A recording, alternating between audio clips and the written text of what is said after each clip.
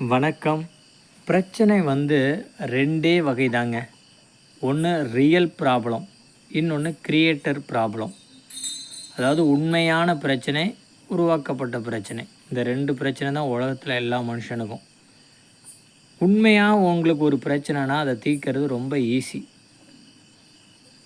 உருவாக்கப்பட்ட மன ரீதியாக உருவாக்கப்பட்ட பிரச்சனை கிரியேட்டர் ப்ராப்ளம், அதை தீர்க்கவே முடியாது. எக்ஸாம்பிள், போதும் ஒருத்தவங்களுக்கு முழங்கால் வலி, அவங்களுக்கு வலிக்குதுங்கிறாங்க.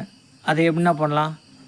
அவங்க சரியான டாக்டரை பார்த்து மருந்து மாத்திரை அதை சாப்பிட்டு, அதுக்கான காய்கறிகள் சாப்பிட்டு, சின்ன எக்ஸசைஸ் முழங்கால் பண்ணும் பொழுது அந்த முழங்கால் ஈஸியாக குணமாயிடும். ஃபஸ்ட்டு ஸ்டெப்பு முழங்கால் வலி குணமாகணும்னு அவங்க நினைக்கணும். ரெண்டாவது ஸ்டெப்பு அந்த வலி குணமாகறதுக்கு தேவையான ஞானங்களை, அறிவை, திறனை அவங்க வளர்த்துக்கிட்டு அதை அப்ளை பண்ணணும். மூணாவது, அதுலேயும் சிலது சரியாகாது, அதில் ரிஸ்க் வரும். இது சரியாகணும்னா அடுத்து வேறு என்ன செஞ்சால் சரியாகும்னு பார்க்கணும், அதை செஞ்சு பார்க்கணும். இப்படி பண்ணும் பொழுது நாலாவதாக வெற்றி வரும். ஃபஸ்ட்டு சங்கல்பம், நம்ம சரியாகும்னு நினைக்கணும். ரெண்டாவது அது சரியாகிறதுக்கான ஞானங்கள், அறிவு, திறனை வளர்த்துக்கணும். மூணாவது அதை அப்ளை பண்ணணும். நாலாவது அதுலேயும் ரிஸ்க் வேறு மாற்று ஏற்பாடு பண்ணி அதை சரி பண்ண முயற்சி பண்ணணும். அஞ்சாவது சக்ஸஸ் கிடைக்கும். இதுதான் உண்மையான பிரச்சனையை தீர்க்கிறது. இதான் ப்ராப்ளம் மூட்டு வலினா இப்படி பண்ணால் சரியாக போயிடும்.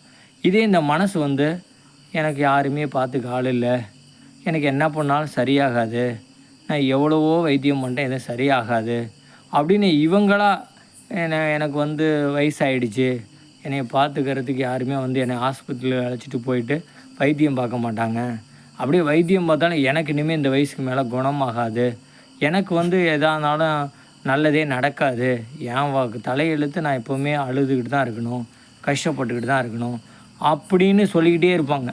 எந்த காலமும் அவங்களுக்கு அந்த மாதிரி சரியாகாது. ஒரு பணப்பிரச்சனையா, நம்மகிட்ட என்ன திறமை இருக்குது, முதல்ல பணம் சம்பாதிக்கணும் அப்படிங்கிற எண்ணம் வேணும். ரெண்டாவது, நம்மக்கிட்ட கடவுள் என்ன திறமையை கொடுத்துருக்காரு, என்ன அறிவை கொடுத்துருக்காரு, அதை பார்க்கணும். அதே ஃபார்முலா தான்.